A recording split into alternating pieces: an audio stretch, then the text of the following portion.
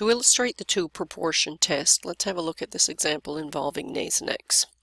So in the problem here on slide 19-15, we are told that there was a clinical trial using Nasonex, which by the way is a nose spray.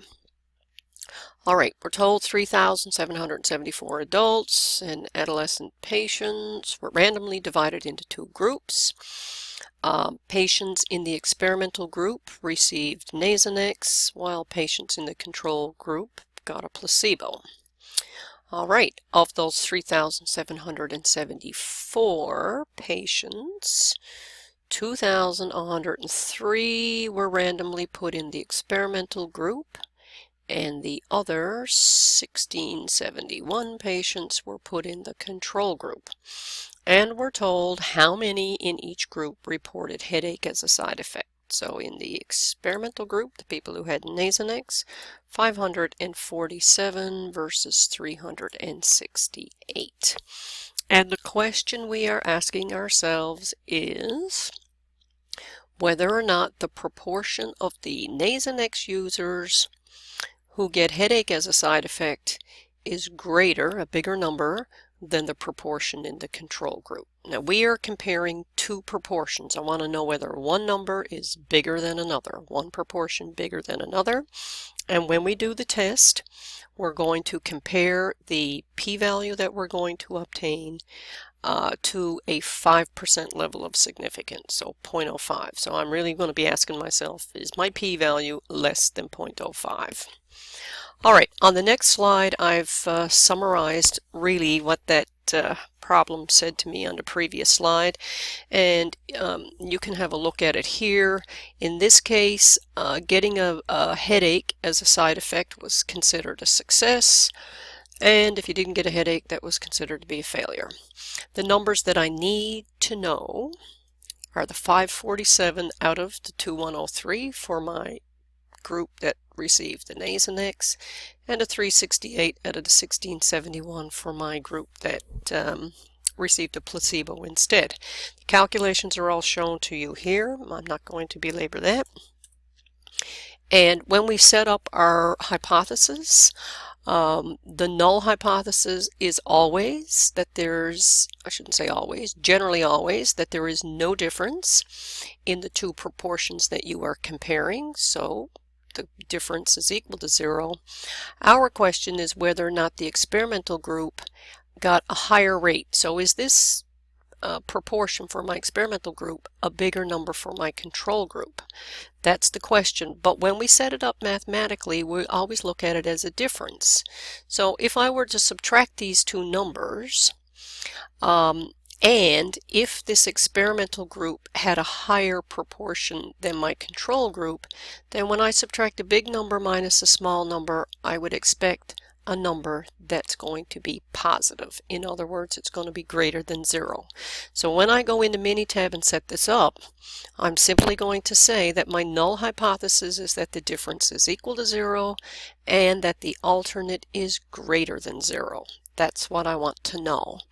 The calculations that are done are shown here. As I've said on your notes, you may get slightly different answers from Minitab because when we plug all this in our calculators, there's a lot of fractions here, and we tend to end up with rounding errors. Minitab will be more correct. So I got a test statistic of 2.85. 2.85 is right here on this normal curve. And because this is an upper tail test greater than 0, I want to know what is the area under the curve to the right of a z-score of 2.85. Okay, now let's go to Minitab and see how this would be done.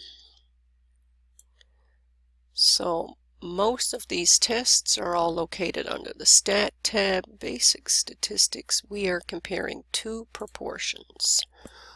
Okay, we do not have any data down in our worksheets. Instead, if you hit the down arrow, we simply have summarized data. Now pay attention to what you do here. Minitab's always going to take sample 1 minus sample 2.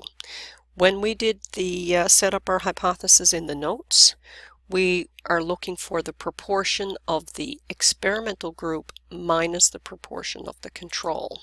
And in the experimental group, we had 547 of them got a headache, and there were a total of 2103 in that group. And in our control group, the people who got the placebo, 368 of them experienced headache, and there was a total of 1671 of them in that group. Go to options. Confidence level you can leave the same. It doesn't make any difference, not going to impact our p-value. The hypothesized difference is 0. Now I could type in any number that I want here, but in my null statement, typically as I said, we look to see whether the difference is 0. Now for our alternative hypothesis, we want to know whether the difference is greater than 0, greater than the hypothesized difference of 0. And pay attention to the test method to see, or to use a method that we are using in our notes. We are using the pooled estimate of the two proportions, and that's worked out for you in your notes. Okay and okay. And let's have a look at the printout here for Minitab. So we've got sample 1. This is my experimental group. 547 out of 2103. I get 26% of those people experienced headache. And in our control or placebo group, 22% of them got headache as a side effect. What we're really asking ourselves is that 26% a significantly bigger than the 22%?